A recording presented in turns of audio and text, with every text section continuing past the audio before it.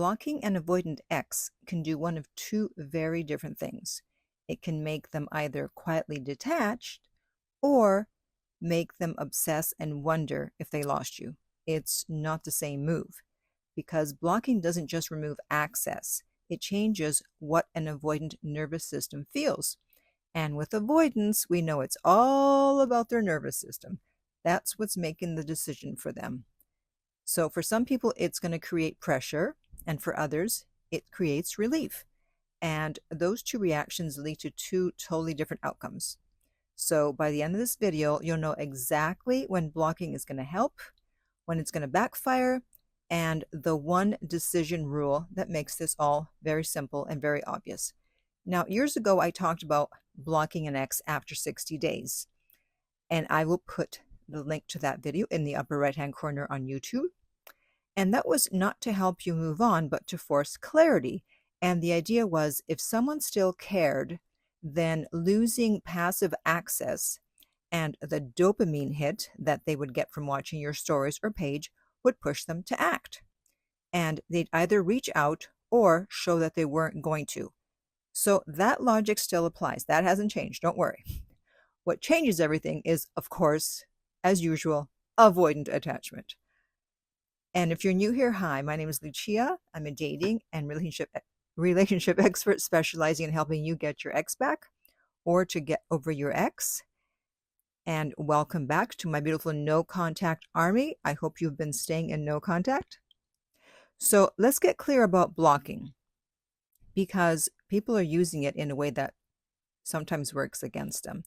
When I talk about blocking an avoidant, I'm talking about, or actually anybody, I'm talking about social media, not phone, not text, and not email. Although, I don't know, how often can you block via email? I guess it depends on the platform. So social media blocking removes story watching, low effort monitoring, and passive regulation without vulnerability, because they're using you to regulate themselves after the breakup and not feel the pain by watching your stories and your page. If there's any chance of re-engagement, there has to be a clear path for someone to reach you. So that's why you don't block them on everything, because blocking everything often resolves tension instead of creating it, especially with avoidance.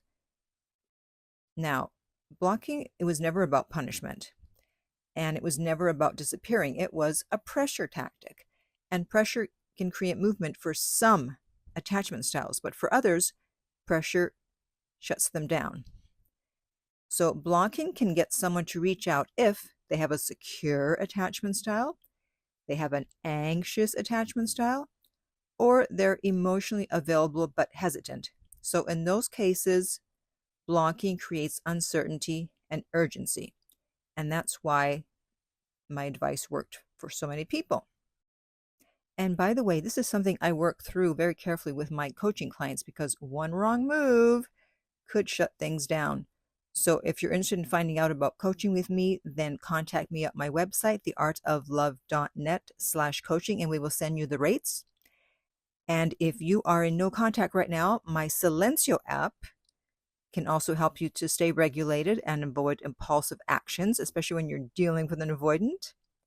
And that is available in the App Store and Google Play, and the link to that is underneath every single video and podcast. Okay, so why does blocking backfire with avoidance? Because with avoidance, blocking usually creates relief. So it relieves pressure for them, and it resolves ambivalence. So instead of thinking, I should reach out, their nervous system, their boss, says, I don't have to deal with this. So relief kills momentum. Now, also in another video titled Blocking an Avoidant Causes These 4 Things to Happen, and of course I'll put the link in the upper right-hand corner on YouTube, I explained that avoidance can feel relieved at first and then curious later, and sometimes wonder if they lost you. Now, that's still true, don't worry. But those are stages, they're not guarantees. And curiosity only shows up after safety is restored. Because if you block while they're still deactivated, then relief wins and curiosity never happens. So this is the rule I want you to memorize. Oh, and before I forget, I want to thank everyone who has hyped my video. I really appreciate that. And if you're wondering, what the heck am I talking about? Well, YouTube has this new feature where you can hype a video if you like it and you found it helpful. And they're slowly rolling it out to everyone. So if you want to see if you have that feature, then just look just directly underneath this video and you will see a hype button. And if you are liking this video, then just hit that button and hype me. And if you don't have that button yet, then you may either need to update the app or wait for it, and you will also have it at some point. So again, thank you to everyone who has hyped me so far. Okay, so the rule I want you to memorize is, if blocking would calm you, then block. If blocking is meant to provoke them, then don't. So you should block or mute or restrict if seeing their name spikes anxiety or rumination, you keep checking who viewed your stories, you're posting for them, you can't stay in no contact without spiraling. So in that case, blocking is self-regulation, not strategy. It helps you, even if it closes a door, and that's a valid trade-off because mental health is everything, right? Now, do not block if you're emotionally steady, you're not obsessing over views, you're not posting for them, your silence already creates space and contrast. So in this case, blocking usually relieves pressure for them, resolves ambivalence, reduces the chance of a reach out. So silence alone does more work than blocking ever will. So muting/restricting is a good middle ground because you don't see them, but they still see you.